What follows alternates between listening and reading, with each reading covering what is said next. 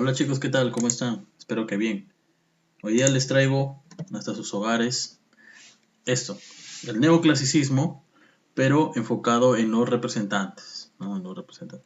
Porque yo ya vi las primeras pinceladas, una pequeña introducción al tema y espero que os haya gustado. Y la semana pasada lo vimos y se piense que iba a ser un repaso o no. Esta semana quiero que quede bien claro ya la posición del neoclasicismo.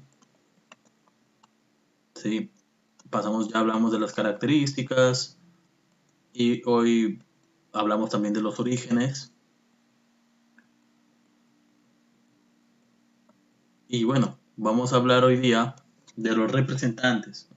De los representantes. Primero, para hablar de representantes, hay que centrarnos en dónde nace este movimiento. El neoclasicismo nace como una especie de necesidad, ¿sí? De necesidad de, se puede decir, reemplazar el movimiento que había tenido hasta ese momento cierto éxito. Estamos hablando del barroco. Reemplazar los barrocos era tarea difícil porque estaban extendidos en toda Europa, sobre todo en España. Pero los primeros en dar este paso fueron los franceses. Es decir, que los franceses ponen las bases para un reemplazo de este movimiento, ¿no? Y es justamente con sus dramaturgos que se logra este reemplazo, ¿sí? Como recordemos nosotros, el neoclasicismo aparece cuando decae el barroco, ¿sí? Fue un movimiento obviamente artístico encaminado a recobrar e imitar a la literatura y arte clásicos de la antigüedad. El neoclasicismo, es decir, declina por el empuje después del romanticismo que vamos a ver. Es en Francia, obviamente, donde se desarrolla con mayor auge y es aquí, pues, donde tuvo nacimiento, ¿no? Corresponde a la época también de la Ilustración, como ya sabemos, y del racionalismo francés, que decía, por ejemplo, su gran representante Descartes, pienso luego existo. Habíamos ya visto las características y hoy nos enfocaremos en conocer a sus representantes, sobre todo a figuras como el que estamos viendo en pantalla, Molière. Jean-Baptiste Poquelin, ¿sí? O también llamado Molière. Nace en París, año 1622 y muere en el año 1673 también en París. Fue escritor, actor, productor y director, ¿sí? De teatro. Sus primeras obras fueron El médico volador del año 45 y El atolondrado del 55. Creó una comedia francesa, la cual estaba plagada de comedia de costumbres, costumbres, hábitos, ¿no? De la sociedad de ese momento, el vendedor de pescado, el pueblerino, la nobleza y su hipocresía, ¿no? También estaba plagada de caracteres, ¿no? Porque él es como el Shakespeare de Francia, ¿no? Shakespeare, ¿qué hacía? Pues él plasmaba personalidades, carácter, ¿no? De las personas que normalmente existen en una nación, en este caso Francia, y Molière era lo que hacía justamente en su época, ¿no? Además, fue un gran frecuentador de desenlaces apresurados, ¿no? Que le llaman el Deus ex machina, ¿no? Que es el propio de los finales griegos, ¿no? Es propio de los finales griegos, es muy acuciador y se enfoca más en el proceso que en el desenlace o en el final. Creó una amplia galería de personajes cómicos a través de los cuales exponía los vicios de la sociedad de su época. Sí, ahí está la avaricia, ahí está la hipocresía, ¿no? Que representa, por ejemplo, Tartufo, la hipocresía, Harpagón, el, el avarismo, ¿no? La avaricia, y Don Juan, el seductor, que pues representa la pasión desmedida de del cuerpo, de la carne. ¿Sí?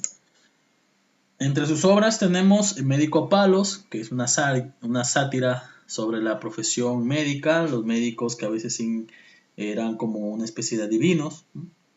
El Ávaro, el Ávaro que toca como tema central, como tal y como dice aquí, la avaricia como pasión intacta. Pertenece obviamente al género dramático, especie de comedia. No vamos a detenernos en esto porque ya lo hemos repetido hasta el cansancio que es una comedia y a qué género pertenece. En este caso el dramático. Consta de 5 actos. Los personajes tal y como ven son Harpagón, Elisa, Cleanto, Valerio, ¿no? Mariana, ¿no? Que tienen que ver obviamente con Harpagón, que es el protagonista, podríamos decir, de la historia. ¿De qué va? La historia va pues de un viudo y terriblemente avaro, ¿no? Harpagón quiere casar a su hija Elisa con Anselmo, ¿sí? Anselmo que es Tomás de Albursi, viejo y rico dispuesto a tomarla sin dote, o sea, sin herencia.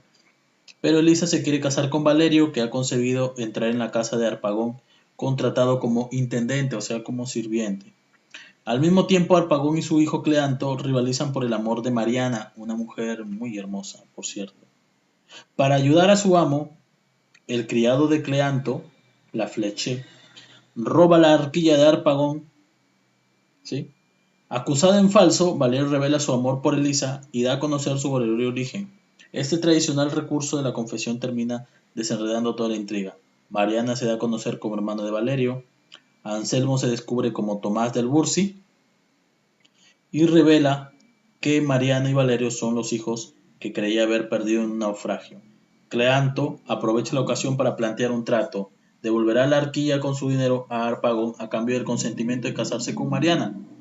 Harpagón, como es un avaro, consiente en todo, incluso en que Elisa se case con Valerio a condición de que las dos bodas no le cuesten nada y que se le pague un traje nuevo para asistir a la boda.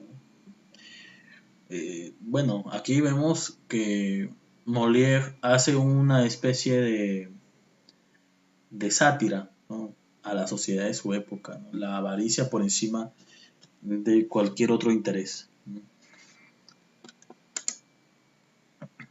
También tiene otras obras como Tartufo, que tiene como tema central la hipocresía religiosa. También tiene otra obra que se llama Las preciosas ridículas y tal y como dice ahí, las aspiraciones de un jovencita de provincias, ¿no? La comedia impresiona tanto desde entonces hasta su muerte. Se representó en París todos los años, al menos una de las obras de Molière, ¿no? Eh, esta es lo que satiriza Molière en su obra. El misántropo, que cuenta la historia de un hombre de elevados recursos y principios morales, que critica constantemente la debilidad y la estulticia de los demás, y sin embargo es incapaz de ver los defectos de Clecine, ¿no? La muchacha de la que se ha enamorado y que encarna a esa sociedad que él condena, ¿no? Con todos los defectos. Su amada Celimene, ¿no? O Celine. El burgués gentilhombre, que trata, es una comedia de ballet con música del compositor favorito del rey, Jean-Baptiste Lully, ridiculiza a un rico e ingenuo comediante que se llama Monsieur Jourdain, ¿no? Que aspira a ser recibido en la corte. La Escuela de las Mujeres, la Escuela de las Mujeres, considerada como la primera gran comedia seria de la literatura francesa, analiza el papel de las mujeres en la sociedad y su preparación para él, es decir, para ser parte de una sociedad machista. Hasta esta época lo era.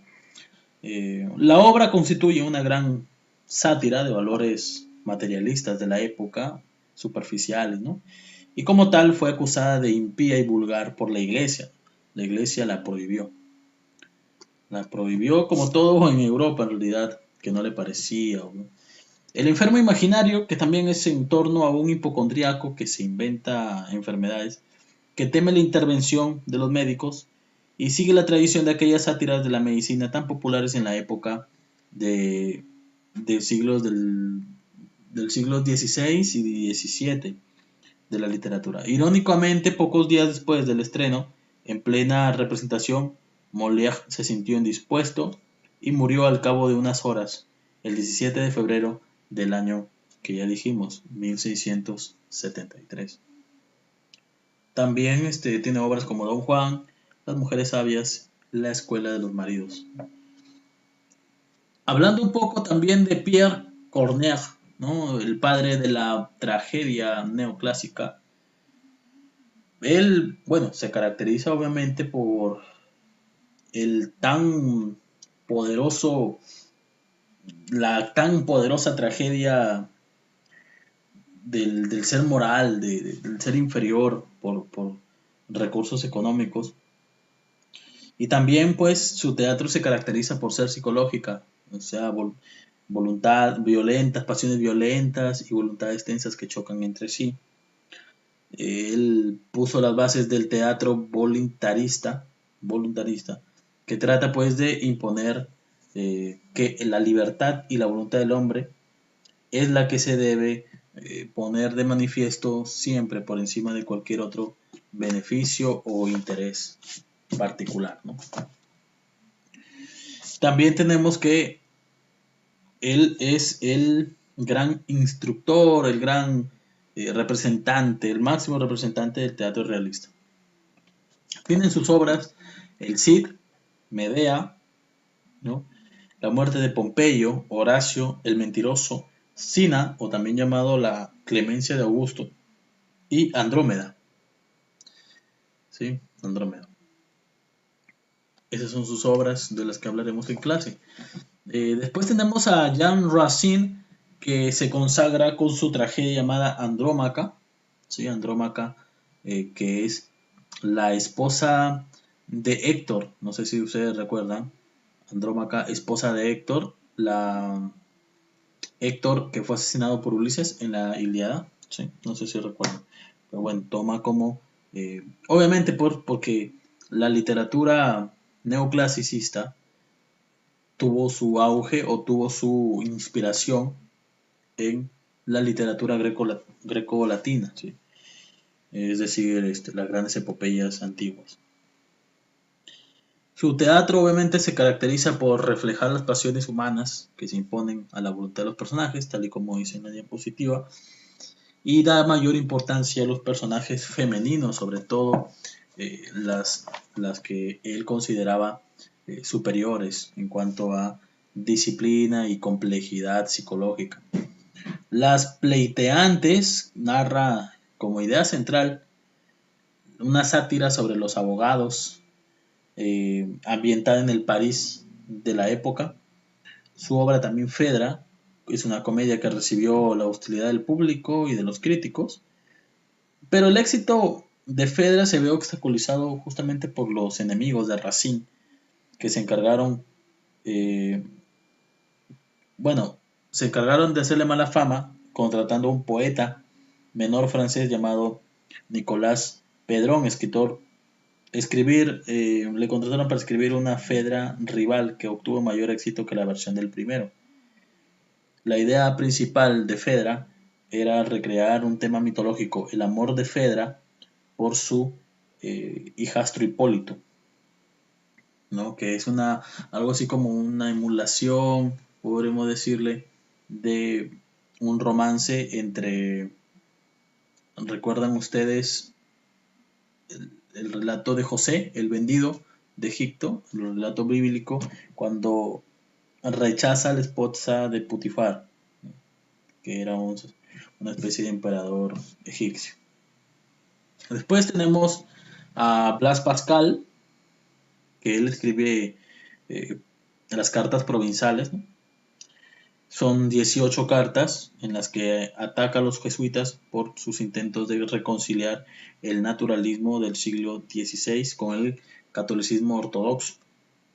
También tenemos a René de Descartes, o René Descartes, que escribió El discurso del método, su gran obra, una de las primeras obras de filosofía moderna. Y tenemos al gran Juan Jacobo Rosselló, escritor, filósofo, músico, definido como un ilustrado, a pesar de las profundas contradicciones que lo separaron de los principales representantes de la Ilustración. ¿No? Contrato social o Principios del Derecho Político es una de sus obras. En ella expone su forma de entender el necesario proceso creador de la convivencia social, basada obviamente en los principios de la democracia, ¿no? Esta queda establecida por medio de un convenio originario o contrato social, alejado tanto de la fuerza como de la autoridad divina, que da lugar, obviamente, a la unión del pueblo en torno a un verdadero cuerpo político que es el Estado, ¿no? Eso le llamamos ahora democracia, ¿no? El poder del pueblo. También tiene otra obra que se llama Julia o La Nueva Eloísa, novela que influyó en el romanticismo posteriormente, y Emilio o de la Educación, cuyo principal premisa era exponer una nueva teoría de la educación, subrayando la preeminencia de la expresión sobre la reprensión para que un día un niño sea equilibrado y libre pensador, es decir, que no debía ser educado bajo la premisa del castigo, sino más bien del estímulo. Bien chicos, hasta aquí dejo este vídeo, espero que os haya gustado, esto lo veremos en la semana 10 y obviamente lo profundizaremos en clase. Cuídense mucho, que esté muy bien y que le haya gustado el vídeo, sobre todo que haya aprendido algo. Nos vemos, cuídense, bye bye.